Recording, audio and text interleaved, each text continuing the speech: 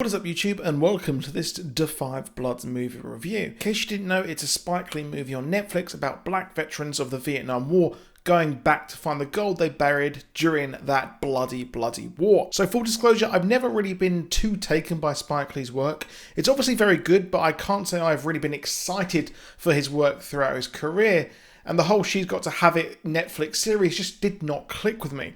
But this all changed, however, after BlacKkKlansman came out and was one of the most powerful movies I have ever seen until I watched Da 5 Bloods. Yes, BlacKkKlansman was near perfect, and I highly recommend anyone to go and check out that movie because Adam Driver and John David Washington are absolutely stellar throughout. So if you're new to the channel, please do hit that like and subscribe with notifications on to never miss a video, and please do drop a like if you enjoyed the video.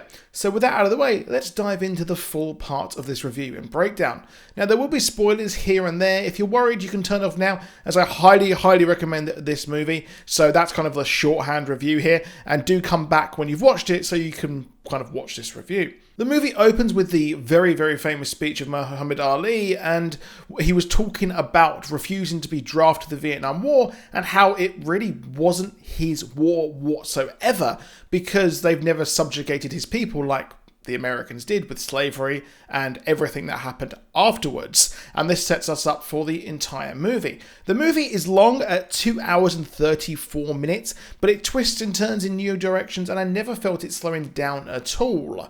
So black GIs in Vietnam have always been a contentious thing, as the war was running parallel to the civil rights movement, with Martin Luther King being assassinated in the middle of everything going on in Vietnam and also America, with riots occurring in Chicago and across cities in America. These were put down by federal forces. Yes, that is exactly what's happening right now in America. The movie feels like it was written yesterday and just goes to show how timeless the writing by Spike Lee really is. Do the Right Thing is still very pertinent to today's events and society. The themes of black people voting for Trump were also addressed, with the character Paul, a MAGA hat wearing Trump loving patriot, while his friends berate him, but each one of these characters are complex, with their own PTSD and personalities cropping up and intertwining, showing that the Vietnam War never actually helped them, and they were even called baby killers when they returned home. Each one of these characters are just complex and interesting, and it's just a really great character adventure movie. We start off in Ho Chi Minh City of 2020, complete with McDonald's and KFC. This is the former Saigon, a base of operations for Americans fighting the perceived communist threat, and even ended in the iconic images of Americans fleeing the area.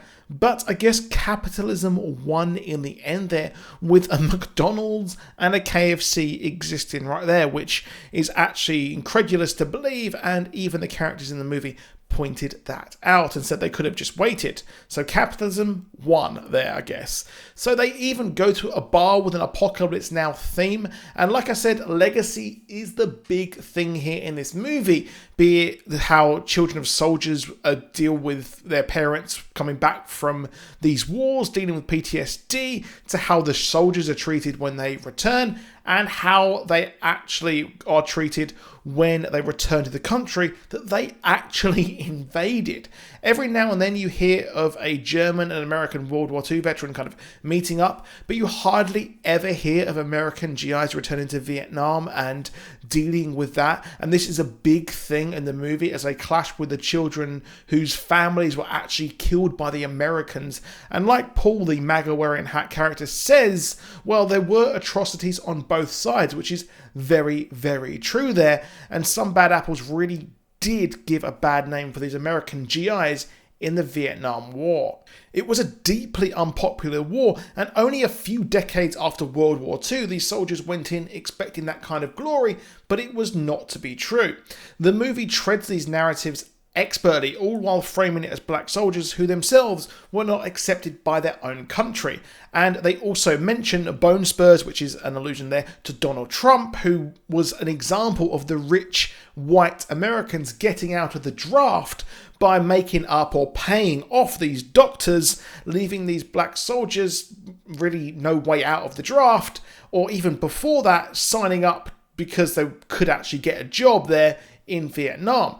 The propaganda from Vietnam tried to capitalize on this, which was actually a real thing in history, and really had the Viet Cong saying, why are you fighting us? You're not accepted by your own country.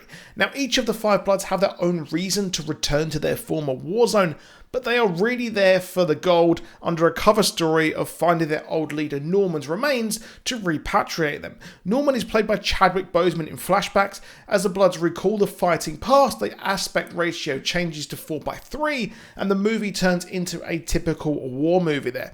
What I really like about this is how they actually play their younger selves in the flashbacks, as they remember in the past, and their esteemed leader Norman is preserved in time as a mythical leader. They keep romanticizing and really remember everything that happened, and I really like this because we have sort of a trope here of people in the past, of actors being de-aged, and they weren't de-aged here. This is a really good narrative device, and the flashbacks themselves are very grainy, as if they were shot on film by a war reporter, and they juxtapose the stunning HDR of the present day scenes.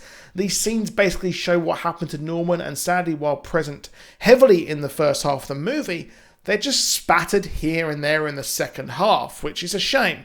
Now, while the movie did not get dull, the body and gold are secured pretty much in the first half of the movie, as the whole plans for them go up in smoke, and we descend into the chaotic second half of the movie.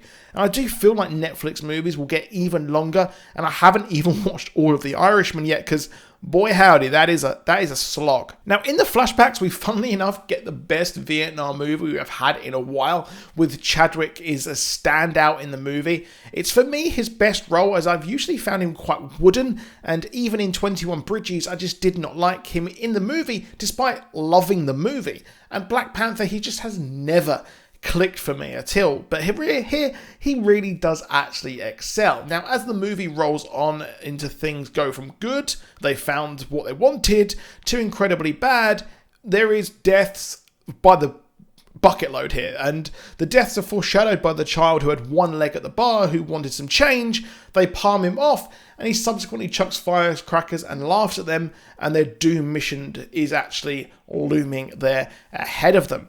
And throughout the movie, we have other people pop up here and there. There are some foreigners who have a go at kind of everyone, all the Americans, and I felt it kind of cheap and a bit obvious, especially with what happened afterwards. I did like how Paul's son said America's international hatred was nothing to do with him, as he's actually downtrodden himself, which was really a really nice take there as well. The violence in the movie is striking and visceral, and parts had me incredibly shocked, which makes sense considering it is a movie based on the bloodiest and most violent war the US has ever entered, and is still looming like the sword of Damocles over them throughout.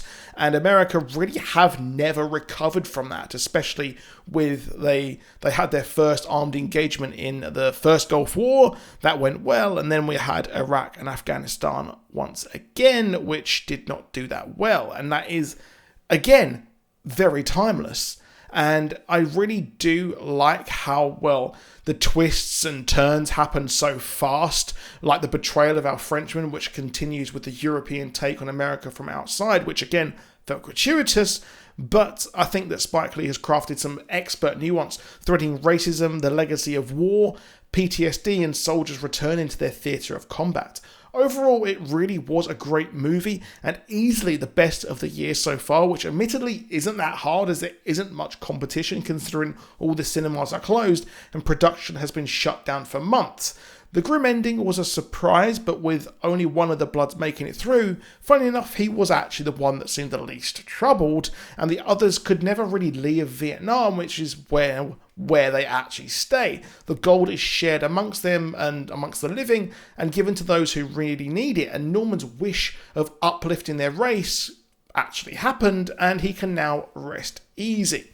But that is it for that video, so please do drop a like, please do subscribe if you want more with notifications on as well.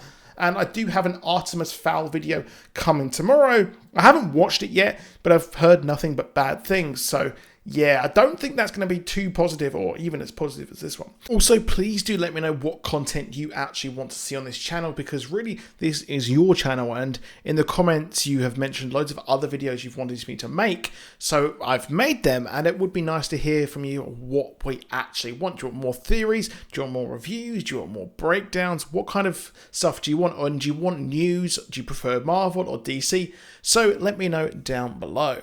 But I'll see you soon, and goodbye.